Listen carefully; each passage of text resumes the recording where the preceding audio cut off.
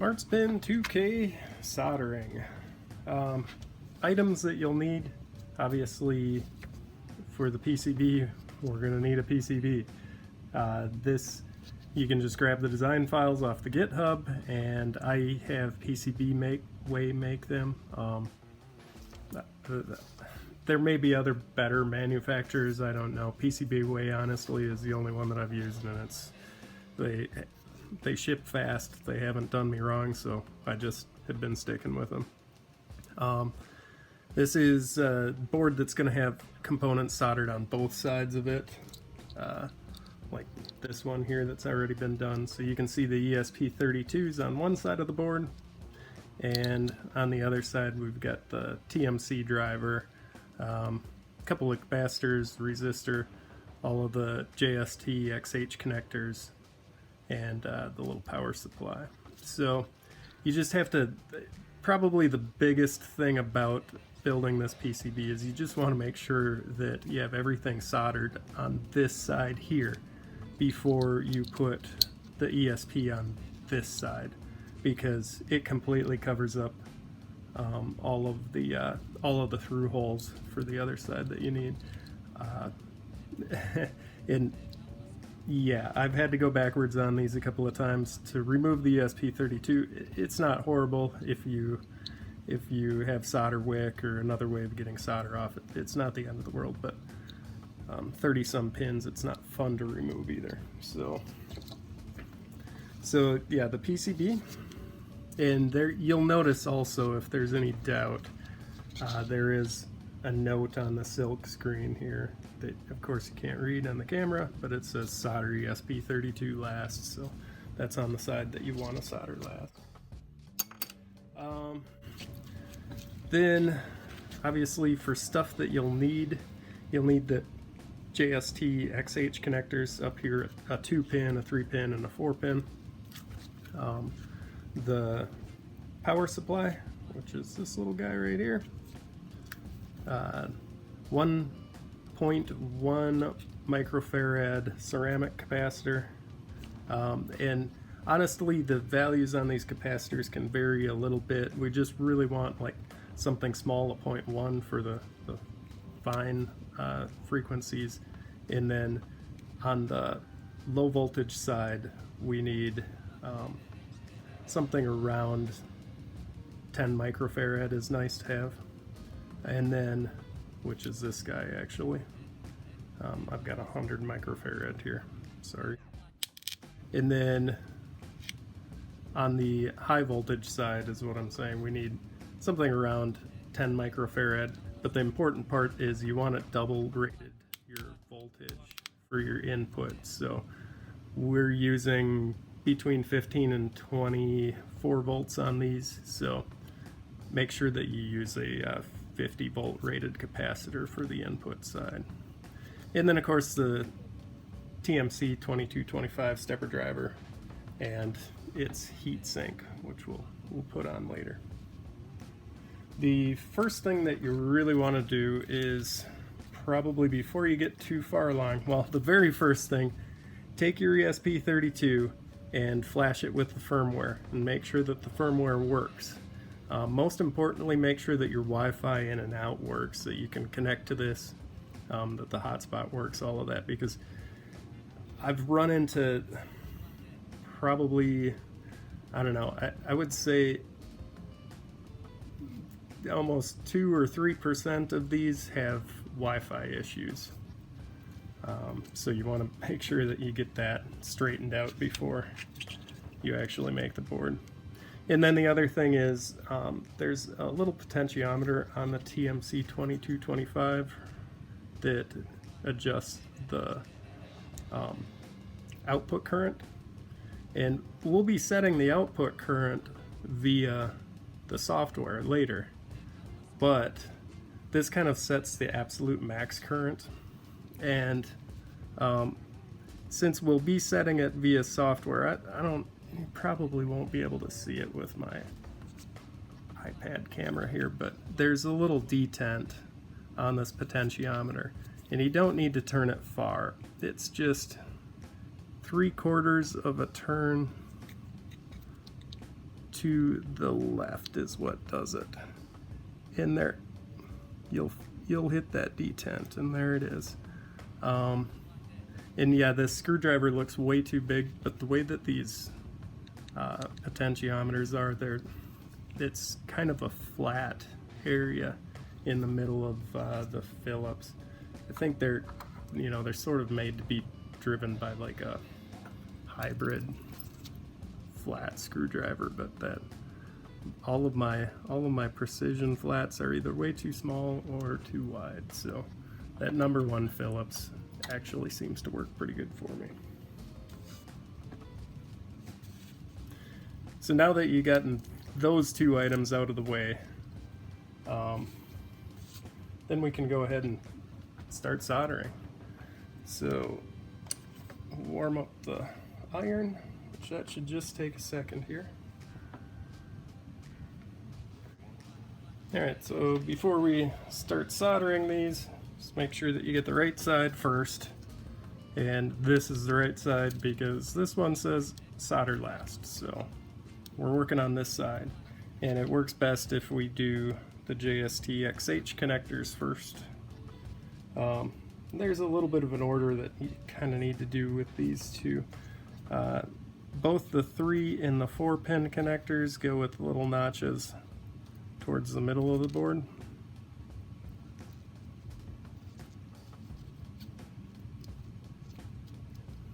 Just like that. And then the other one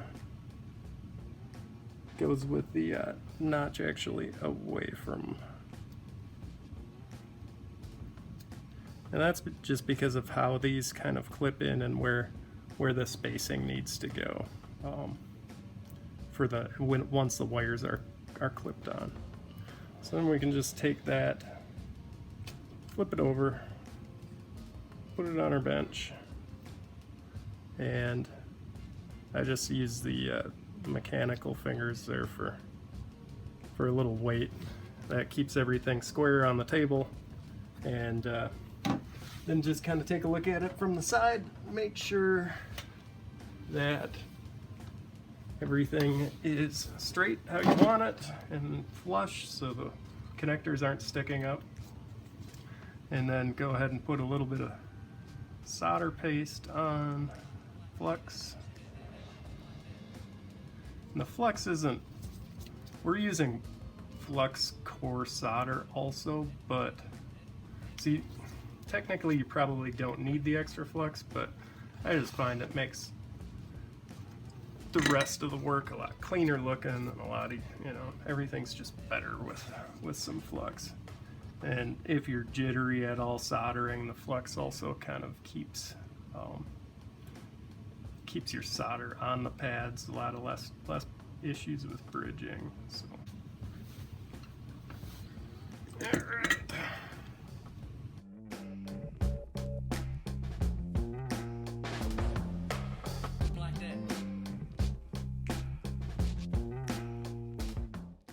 And then on the last one, just make sure before you move the clamp, you want to just get preferably 1 on each end soldered, but as long as you get 2 of them soldered, they should stay and be in place. It really doesn't hurt if you take and pull it off before you finish your last couple, just in case too, but that looks okay. We'll finish. Just move our hands there and finish up the last couple pads.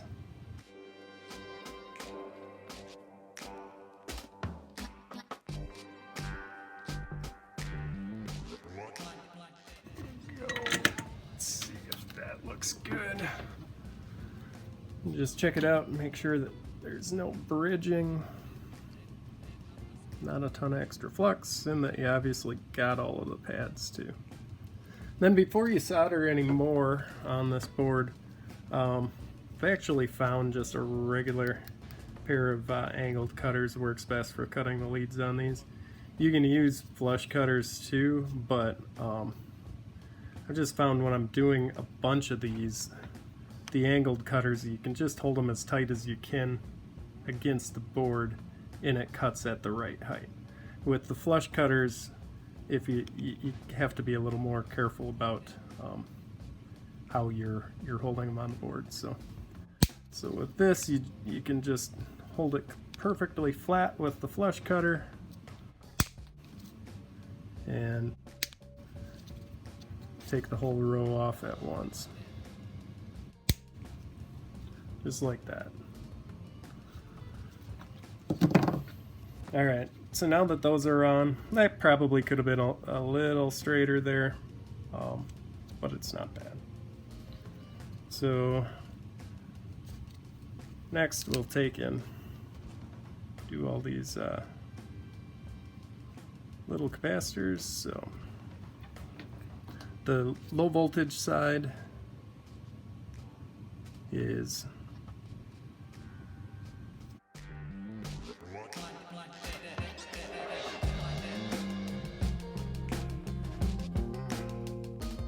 these boards, they're marked. I don't know if you can see it, but there's a negative symbol there, and the negatives are basically, all the negative leads for the capacitors are to the outside of the board on these. So we'll do that. And you just bend these leads out a little bit, it'll hold them in place until you get it soldered. And then our 50 volt capacitor, put that in. Bend the leads out a little so it holds. Don't need to get terribly drastic with it. I'll just set that down here for a second. And then the resistor, what works best here is actually just take each end and bend it in.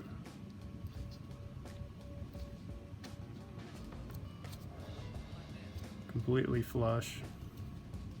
Straighten them out a little bit. And there, it's in. And the resistor is pretty important that that's actually the 1K resistor also. You're not going to get away with putting any other values other than 1K in there. So then we'll just go through and do the same. Hold it down with the third hand. Little bit of flux on each of these.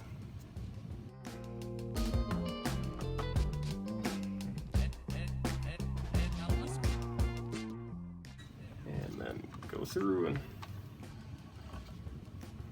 solder them on.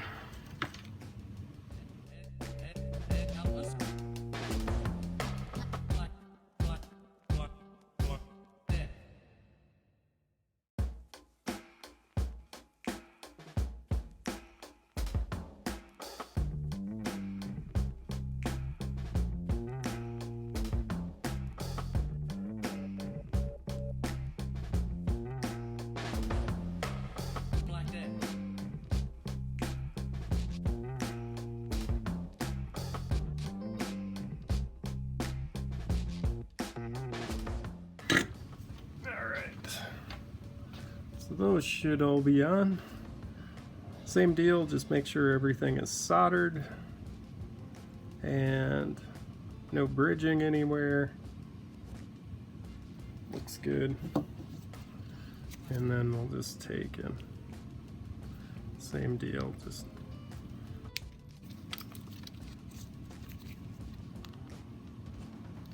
clip them off with the side cutter.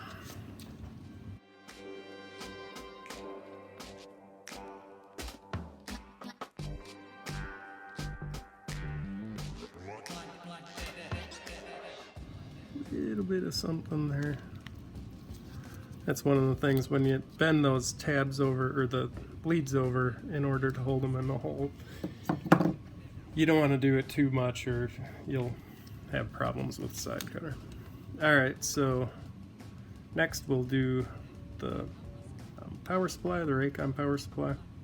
And this, since we've soldered on the JST connector first, there's basically no way that you can put this on backwards. there is just a little white dot indication on the board, and then there's a white indication on the Raycom also, so those line up. I mean, if you are in doubt, but honestly it pretty much only goes one way. And then same deal here. The only thing is maybe we should have switched our order, but you can see the capacitor sticks up just a little bit further than this guy, so we might want to take and find a little bit of something that we could use to level that up, like maybe this washer here. So we'll take and my glove's snagged.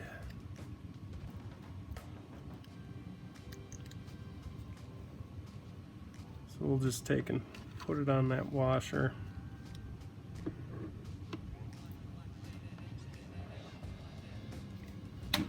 And hold it with the clamp, and then looking at it again from the side, everything looks pretty good. We just want to make sure that it's straight in there. Same deal, a little tiny bit of flux. Let's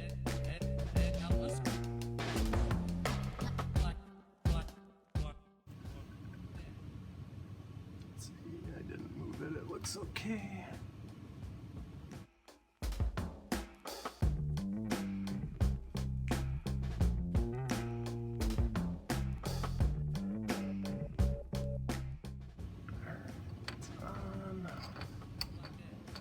Need to touch those up a little bit here.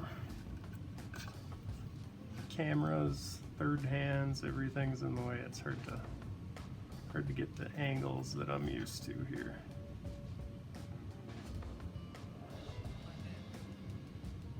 There we go.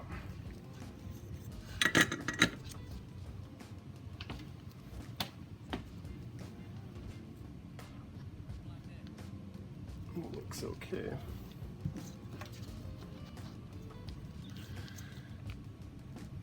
Same deal. Diagonal cutter.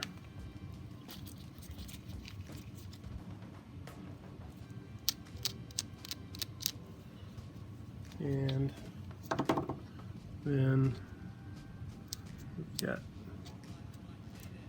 had a little piece of a lead that was floating around in there. Alright, so TMC.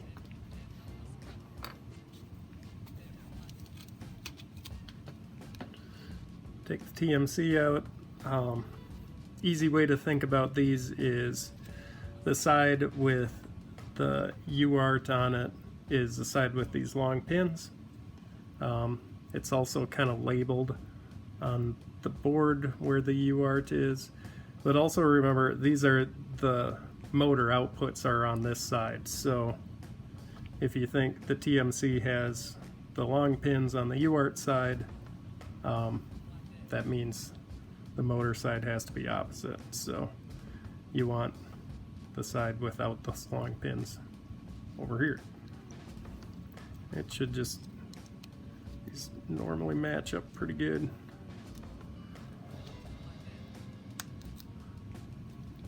Nice and tight up against everything, and we don't have any gaps. Sets in there good. That one actually, since there are a few more pins in there, had really good luck with those just kind of staying in place without having to hold them like with the little washer trick like we just did on the last one or anything. Alright, so a little bit of flux. Make sure again we're on the right side, which we are.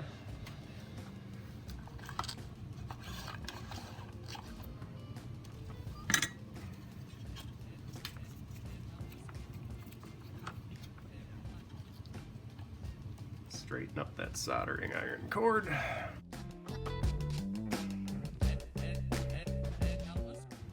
Just go opposites so we know it's gonna stay in place while we do the rest of these here.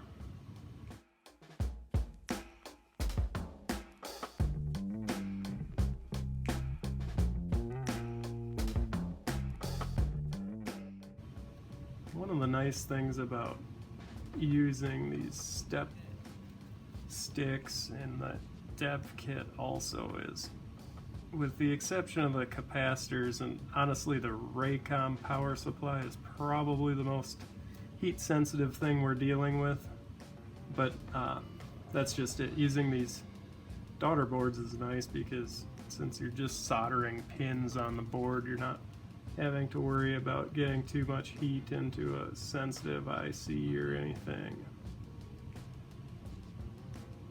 And plus, like with loading that ESP32 dev kit first, it's nice to be able to know that you have a functioning dev kit before you even put any of the work in to solder it, so that's kind of handy.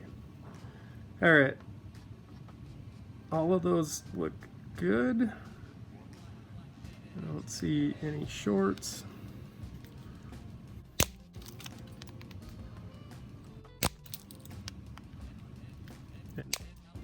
Normally I'd be doing these directly into the trash can. There's a trash can here below my camera, but I'm just doing it this way for demonstration. Because, yeah, these little pins fly everywhere when you cut them. Alright, so we're not too bad there. All in all, this looks halfway decent. But we did get a lot of flux on the board, and we'll double check. Yeah, everything's soldered in the right positions. I'm happy with it all. So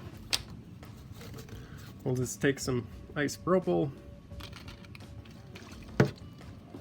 put it on, just kind of clean up any of the big bits of flux. Make sure that's all gone.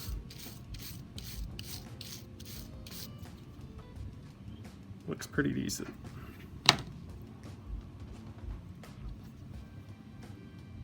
Alright, so next step's going to be putting the ESP32 on here.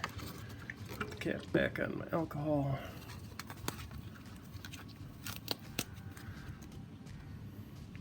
So again, triple check you've got everything soldered on this board, because once you put this guy on the backside, you no longer have access.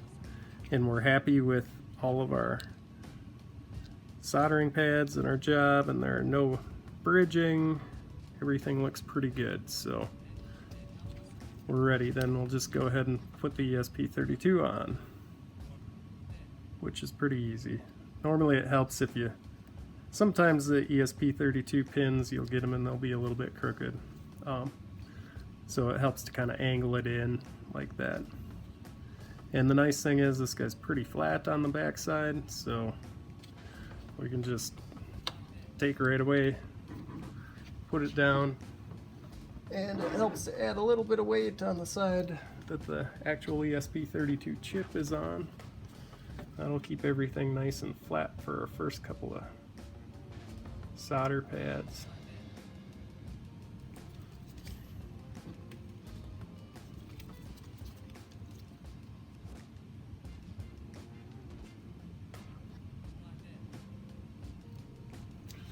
There we go.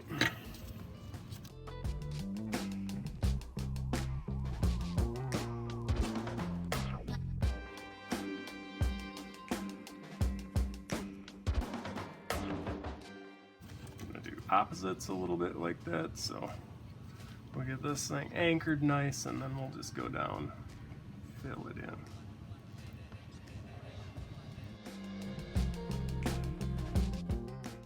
If you've got the board clamped a little bit better than this, I wouldn't say that that's 100% necessary, but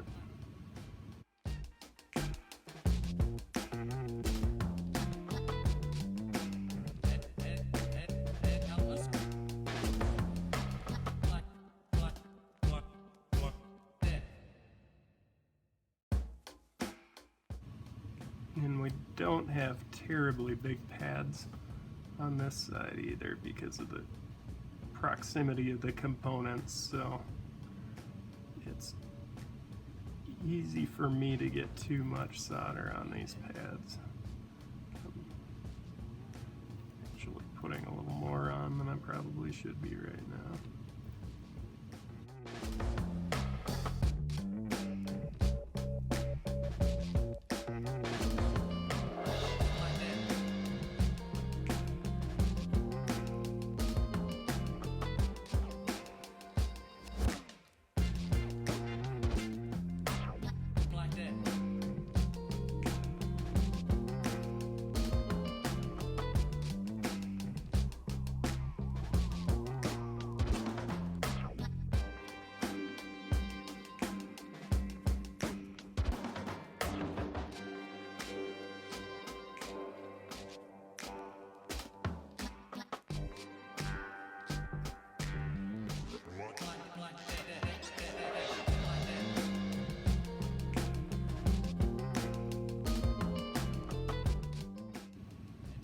Take a look at them. It looks like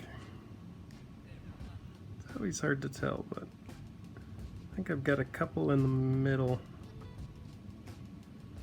that I don't really like. There's, I don't know if you see it, but right there and there on the back side I can see just a little bit of the pad showing yet, so I'll go and touch those up.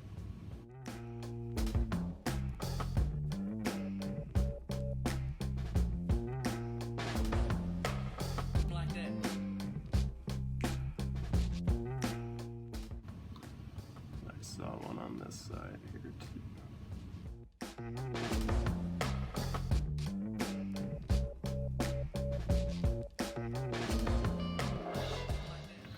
Take a look again.